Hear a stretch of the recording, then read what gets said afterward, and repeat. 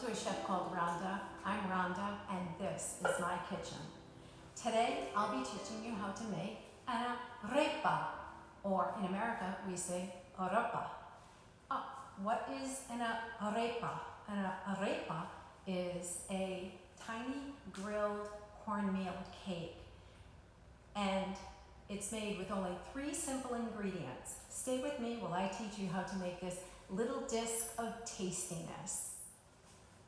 Okay, so today's ingredients consist of 2 cups of water, a good teaspoon-ish, maybe teaspoon and a quarter of a good quality salt, and 2 cups of maize, or your Arepa flour, which can be found, I use the pan, can you see that? The pan variety, and this can be found in your local grocer. It's sold in 2-pound packages. So we have 2 cups of the Arepa flour, and we'll start by warming, which I've already warmed my 2 cups of water, maybe about 15 seconds in the microwave, but it needs to be a little bit warmer than tap. Okay, so we will add our 2 cups of water to our preparation bowl, followed by our teaspoon and a quarter of good quality salt. And I have my trusty wooden spoon here. Make sure you get every bit of that salt. And then a little at a time is the trick, really, to adding the Arepa flour to the water. And it's preferred that you start to really incorporate the water and the flour together by hand. Okay, so that's a little trick that I've learned.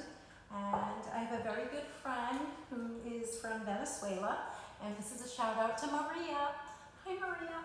I'm trying to make the arepa like you did. I have a very good friend.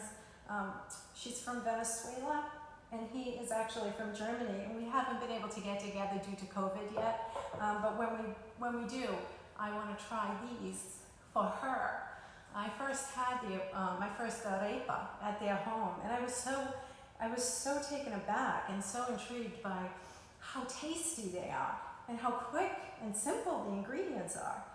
Okay, so I'm just incorporating my Arepa flour a little at a time with my 2 cups of tepid water with the salt.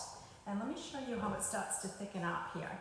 And I'm just working it in by hand, and I am wearing gloves.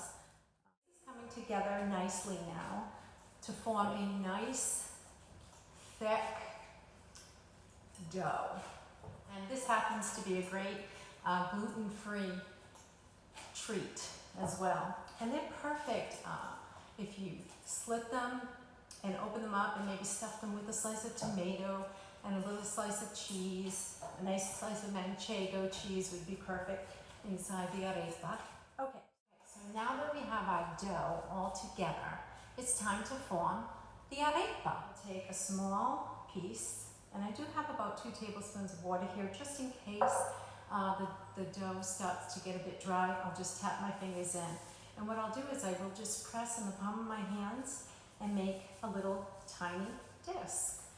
And this is how Maria made our appetizers when she hosted that beautiful dinner. We started out with our arepas. And so it should look like something like this. Okay, can you see that? And you can see all the little bits of cornmeal and the little, can you see that? Can you see that? Okay, so it should be about a 1/2 inch, maybe even a little less, 1/4 inch. Now, I'm making them small like so, but oftentimes in Venezuela, and I thank Maria for this because she told me that they'll be made the size of, maybe your palm and about 2 inches thick. So maybe you would get 8 out of this recipe, 6 to 8, like so, of this size. And once this is cooked, theoretically, you make a slit in the center and add maybe a slice of manchego cheese with a slice of ham or roast beef, lettuce and tomato, and you have an arepa sandwich. And 2 cooking methods here for the arepa.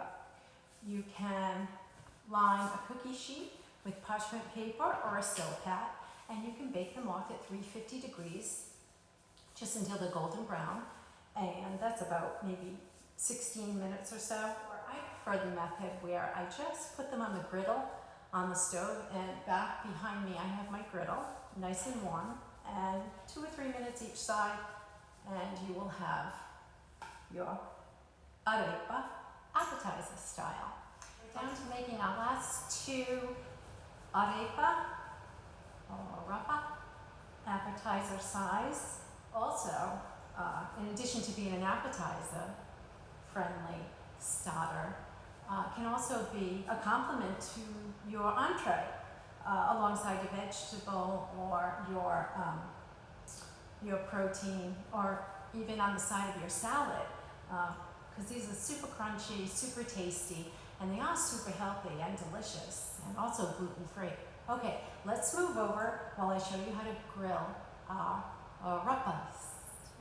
Our stove, I have my skillet.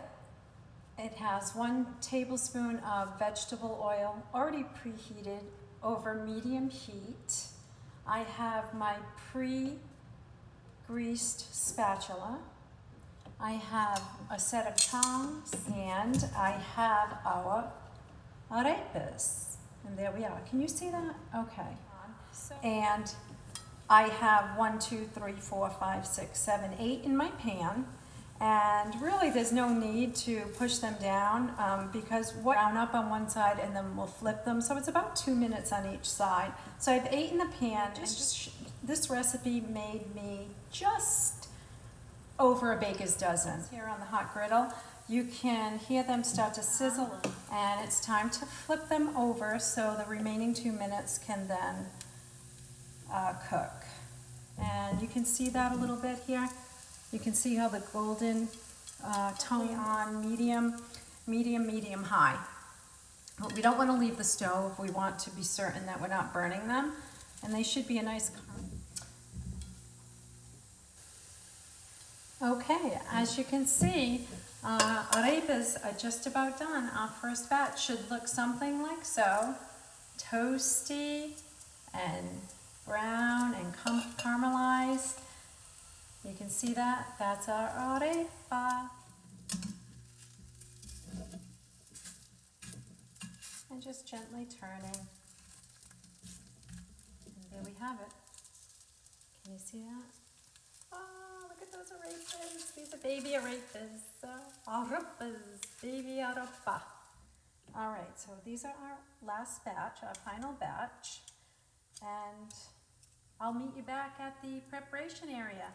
All right, many thanks for watching this super easy, super healthy, super simple, super minimal ingredient arepa recipe. Please remember to subscribe and give us a 2 thumbs up, 1, 2, to A Chef Called Rhonda. It would be greatly appreciated.